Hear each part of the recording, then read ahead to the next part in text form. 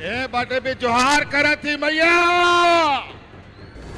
Double engine की सरकार ने तो इस राज्य का खजाना को खखोर खखोर करके सब निकाल लिया था।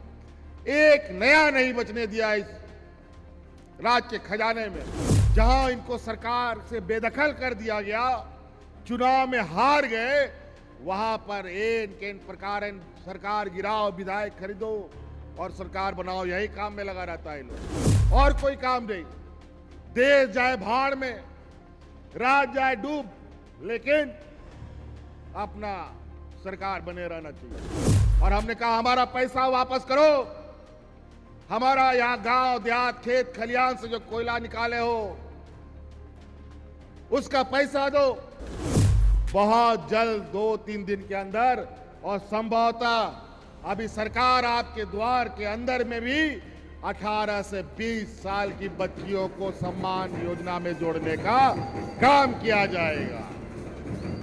हम शुरू से, जब से सरकार बना है, डबल इंजन की सरकार ने तो इस राज्य का खजाना को खखोर खखोर करके सब निकाल लिया था।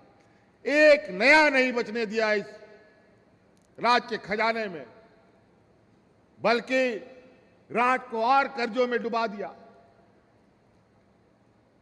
और हम लोग जब सरकार में आए तो हम लोग को भी माथा हम लोग पकड़ लिए, भाई हम लोग सरकार चलाएंगे कैसे, खजाना में तो 1 रुपया नहीं। फिर हम लोग भी खोजबीन चालू किया, हम लोग का पैसा सब किधर चला गया। यहां कोयला, लोहा, अभ्रक, सोना, चांदी सब निकलता है, फिर कैसे खाली हो गया खजाना। फिर पता चला कि एक कोना में सिर्फ कोयला कंपनी के पास भारत सरकार हमारा 1,36,000 करोड़ रुपया बकाया लेके बैठा है। हम लोगों ने तुरंत हिसाब किताब जोड़ घटाव गुना भाग किया, पहुंच गए दिल्ली, और हमने कहा हमारा पैसा वापस करो, हमारा यहां गांव देहात खेत खलियान से जो कोयला निकाले हो उसका पैसा दो। जब हम ये मांग करना शुरू किए तो हमारे पीछे ईडी सीबीआई दौड़ा दिया, जेल में डालने के उपाय ढूंढने लगे।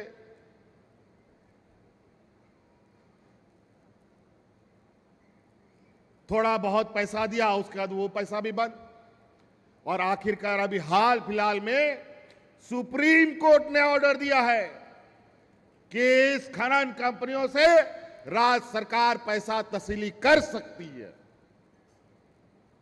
जो हम पहले से मांग कर रहे थे। जैसे सुप्रीम कोर्ट का ये आदेश आया तो हमने कहा अब हम अपना काम तेजी से करेंगे, और उसका पहला पड़ाव में इस राज्य की आधी आबादी जो महिलाएं हैं उसको 21 साल से 50 साल तक के लिए हर साल 12,000 देने का निर्णय हमने किया। सरकार गिराने का आए दिन प्रयास, कभी इस विधायक को खरीदो, कभी उस विधायक को खरीदो, यही इनका काम है। गरीब गुरुआ, इस राज्य के किसान, मजदूर, दलित, पिछड़े नौजवानों के बारे में इनको सोचना नहीं है। इनको हर हाल में, जहां इनको सरकार से बेदखल कर दिया गया, चुनाव में हार गए, वहां पर एन केन प्रकार सरकार गिराओ, विधायक खरीदो और सरकार बनाओ, यही काम में लगा रहता है लोग, और कोई काम नहीं। देश जाए भाड़ में, राज्य जाए डूब, लेकिन अपना सरकार बने रहना चाहिए। और आज हर एक महिला को, लगभग 50 लाख महिला इस राज्य में इस मैया योजना से जुड़ चुकी है। मात्र 20-25 दिनों में 50 लाख महिलाओं के खाते में पैसा जा चुका।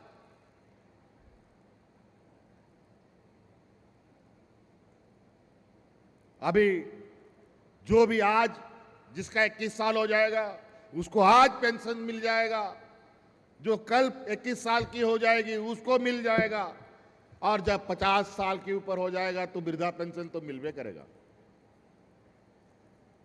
और इस राज्य की बच्चियों को पैदा होने से लेके उसके मरने तक हम कुछ न कुछ देने का हम लोगों ने संकल्प लिया है। अब महिलाएं बोझा नहीं बनेंगी। महिलाओं को पढ़ाइए, लिखाइए, काबिल बनाइए। और आज हमारे अनपढ़ होने का, गांव देहात में पढ़ा लिखा नहीं होने का लोग फायदा उठाते हैं, हमें बेवकूफ बनाते हैं और जो थोड़ा बहुत बोलने का ताकत रखता है उसको जेल में डाल देता है। आज अनेक गरीब गुरुआओं की आवाज उठाने वाला लोगों को जेल में डाल दिया जा रहा है।